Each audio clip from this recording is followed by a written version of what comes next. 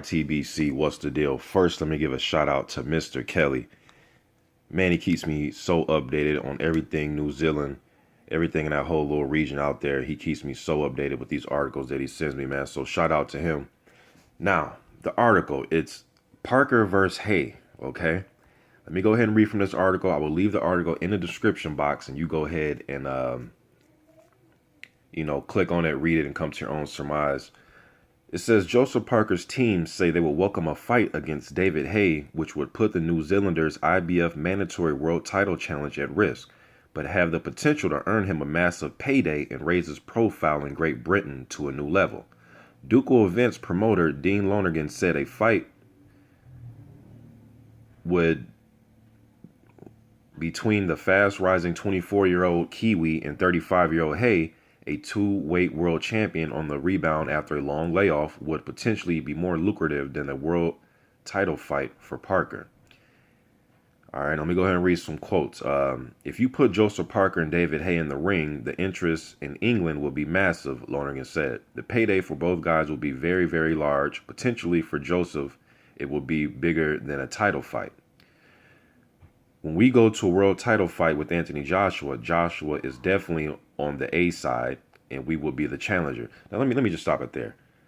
See how just easy that just flowed? And I know some of you are going to say, well, it's obvious AJ's the A side. He sold over 400,000 pay-per-views with Dillian White over there in the UK. Cool, but, Parker can easily try to play the diva role and try to fight to be the A side. See, you see how smooth that went? He knows he's the B side, all right? If Joseph fought Haye, you like to think there would be an equal split and that we could do a co-promotion up there because we're bringing the mandatory. All right. Lonergan has been in discussion with Joshua's promoter Barry and Eddie Hearn about having Parker fight on a Joshua undercard in London and possibly in November. That will raise the profile of Parker in Great Britain ahead of a possible title challenge against Joshua in the new year. Okay. However, a Parker versus Haye fight could be a standalone pay-per-view event and much more lucrative. If we went to England and beat David Haye, Joseph Parker would become an instant superstar up there. And I'm sure the Hearns would be happy for that to happen because it's just going to make the payday bigger for everybody when Parker takes on Joshua, Lonergan said. For Joseph Parker right now, it's probably the highest paying fight in the world for him, so why wouldn't he look at it? For David Haye, this is the biggest money fight for him in the short term. I know from reading the papers that Tyson Fury ain't keen on fighting David Haye, and Anthony Joshua seems to have zero interest because he's not fighting good opponents. All right, that's what he said. And then he says, if he beats Joseph Parker, then he is guaranteed a fight against Anthony Joshua. All right, I'll leave all this in the description box. Now, we do know that Parker is set to fight Haye in July 21st to be exact. He just came off a victory against Carlos Takam, all right? So I'll leave all this in the description. Now, let me go ahead and chop it up with you guys, man.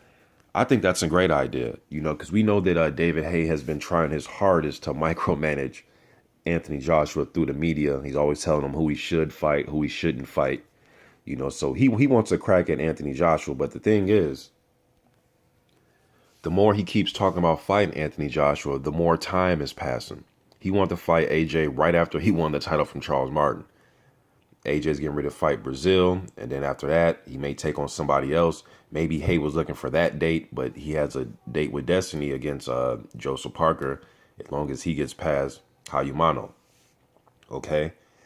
This, to me, will get David Haye the title shot earlier, unless Anthony Joshua is planning on fighting David Haye after the Brazil fight. So that means he'll have to beat Brazil and then beat Haye a few months later and then go into next year, because I think that mandatory is due in January and then go into that fight. But then they're talking about Joshua may fight Parker. I heard something like November, but, there's just a lot of talks going on. But I think Haye versus Parker will be a very good fight, because then Haye will guarantee himself a title shot if he beats Parker. And let me give Parker and his team credit, man. Let me just break it down with this phrase. They ain't scared. They ain't scared of nobody, man. That's one thing you got to applaud. I'm not saying Parker is the number one heavyweight in the world. I know some Kiwi fans probably believe that, and they're supposed to. That's their guy. But I mean, the guy fought Carlos Takam. In my opinion, I had him in my top 10 heavyweights. He beats him, and then literally, you guys, 2 days after that, he's in another press conference with a new guy ready to fight Haye. Usually, guys are taking long breaks or rest. This young guy's ready to bang. He's ready to get in there and fight. His promoters, they're pushing him, man. They're not going to wait, 4 or 5 years from now. They're trying to push him now while he's in the physical prime of his life, as far as his strength, quickness, reflexes, his timing and his ring awareness and generalship of the ring. Yes, that will get better over time as he gets more experience, but physically he's where he's going to be at his best, and they're pushing him right now. I think Haye should really consider this fight. I do think a fight with Haye and Parker would be very lucrative. Would it be as lucrative as, AJ versus Haye or Haye versus Tyson Fury? Probably not. But those fights right now, like Lonergan said, in the short term, I don't really think they're possible right now. And I know Haye doesn't want to try to have us fans sit around and watch another Arnold Jarigjai or Mark Demori fight when these guys are literally looking for a soft spot on the canvas. So I think the fight makes sense. I think it should happen. They're willing to risk their mandatory, man. And even this Haye fight isn't just necessarily a gimme fight. I mean, Haye, at the end of the day, he does have power. If anything else, he does have some power. I know he's supposedly working on some things in the gym to try to, better his chances of winning against the young fella. I know a lot of fans, I know the bookmakers are going to have Parker a favorite. Doesn't necessarily mean he's going to win the fight, but that's just what it is. That's the reality of it. But the fact that this young man is willing to risk, he's willing to risk it all, man, because and this is what I think Parker and his team is thinking. And I haven't talked to anybody. This is just me guessing, all right? I think they're looking at it like this. If we can't beat Haye, we can't be champion. That's why they're fighting right now. Then they're looking at Haye like, yeah, if we can't beat Haye, we're not good enough to be champion. That's why they're risking it, because they're looking at it like, if we can't beat these guys, then we probably won't be champion. Now, who I think will win between Haye and Parker, I'm going to be honest with you. I don't know. See, I'm not going to sit here act like I know it all, because I don't know. I really don't know who's going to win this fight. Just like the Takam fight, I really didn't know, but I went with Takam because of the experience. Haye, to me, in my opinion, and you guys may disagree, his last real fight where he was actually in a fight with somebody that came to win and was actually trying to hit him back and hurt him, and was the Chisora fight, and that was 4 years ago. He's been back. Besides going through a training camp, the two fights were not really much of fights. So who knows how David Haye will be going into rounds 9, round 10, round 11. Who knows how he'll hold up? Now, we could say, well, Parker was gassing out and he looked tired. Okay, but at least we saw him in round 11 and 12.